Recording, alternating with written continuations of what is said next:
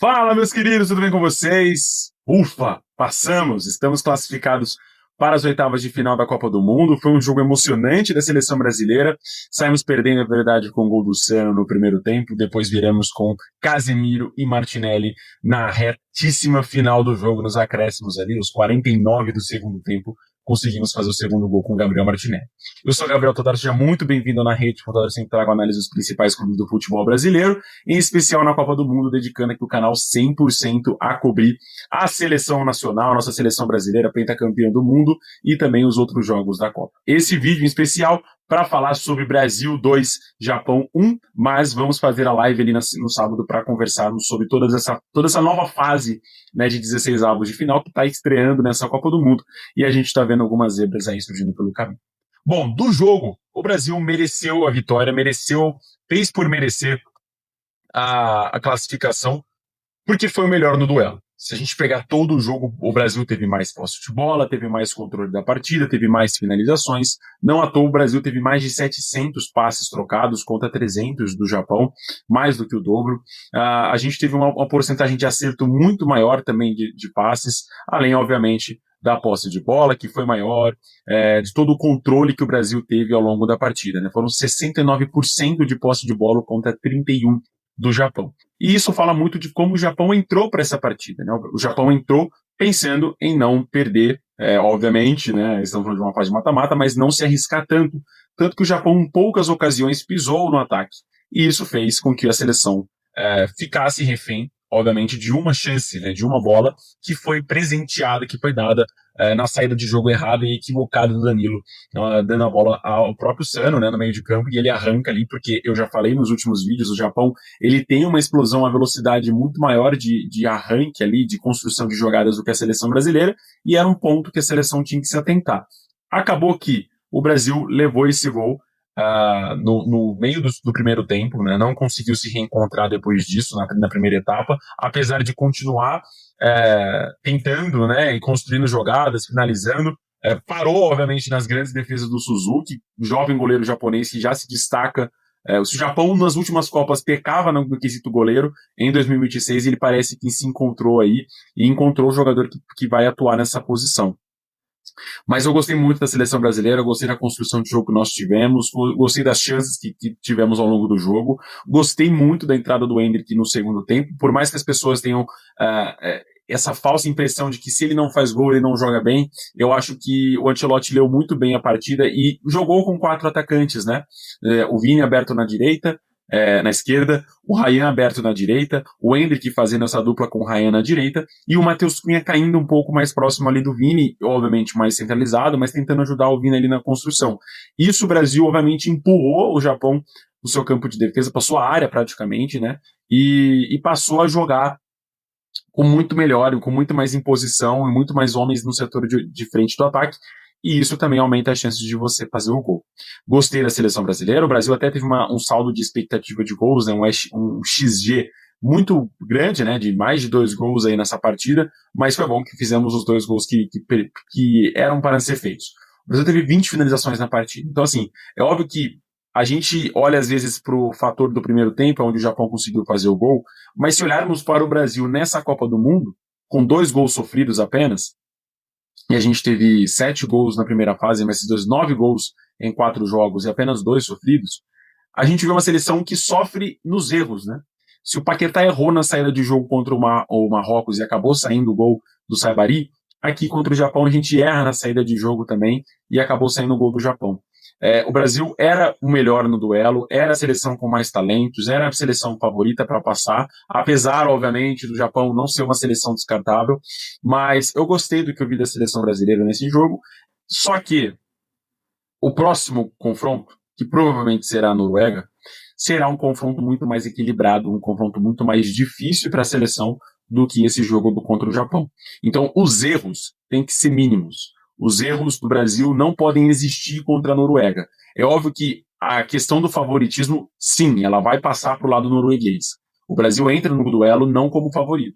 E não é por conta das 5 estrelas, não é por conta do peso da camisa, é por conta do momento. A seleção brasileira, por mais que tenha eliminado o Japão, tenha passado com 7 pontos na fase de grupos em primeiro, e a Noruega em segundo, num grupo com França, o momento da seleção norueguesa que, né, fez recorde, quebrou recorde de gols nas eliminatórias da Europa, eliminou praticamente a Itália, né, jogando a Itália para repescagem, e o que culminou na eliminação da Itália ali naquela fase, e pelo fator de ter Erling Haaland e Odegaard, né, que são os jogadores que provavelmente vão usufruir dos erros brasileiros. Os erros de defesa, de bolas aéreas, e os erros do meio de campo, onde acabam faltando ali a presença de alguns meio-campistas para ajudar na marcação. Mas eu quero insistir numa seguinte frase. No erro, né, o Japão ele acabou marcando ali, no erro brasileiro, o Japão acabou marcando, não era favorito, não construiu jogadas para ser o time a ser favorito à classificação, tanto que tivemos 5 chutes apenas, finalizações, né, do Japão no jogo, 2 apenas no gol. O Brasil já teve 20 finalizações e, se eu não me engano, foram 7 no gol, né, 7 no alvo.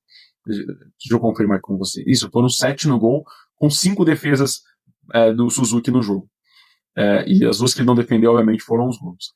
Mas eu gostei muito do que a seleção brasileira fez e a persistência que o Brasil teve no jogo. O Brasil persistiu. Se o Japão tem a persistência, a paciência, o Brasil usufruiu dessa paciência. É importante notar que o Ancelotti ele sabe o que ele está fazendo.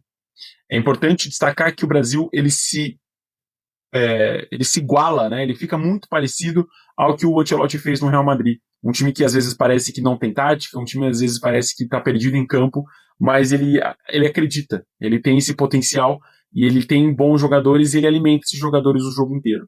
A bola o tempo todo passou pelo Vinícius Júnior. Todos os 90 minutos e mais acréscimos, a bola passou pelo lado esquerdo do Vinícius. Porque ele é a expectativa, ele é esse destaque, né? Ele é o protagonista desse time. E isso, obviamente, mina a seleção japonesa a marcar muito o Vinícius e os espaços aparecerem do outro lado. E esses foram os gols, inclusive, que o Brasil fez, né? O Casemiro praticamente cabeceou sozinho. O Martinelli estava sozinho no meio dos zagueiros japoneses. Então, assim, é importante destacar aqui a entrada dos 4 atacantes, né? Com o Endrick ajudando ali o meio campo, depois o Martinelli nessa posição do Matheus Cunha também, mas ele sendo esse jogador um pouco mais volútil, que cai um pouco ali pro lado do Vinícius também, isso quebra um pouco o sistema de defesa japonesa, que depois da entrada do Martinelli, depois da entrada do Endrick se perdeu um pouco no jogo e passou a ficar 100% recuado. Bom, notas. Vamos para as notas dos jogadores. Deixa eu só pegar aqui isso.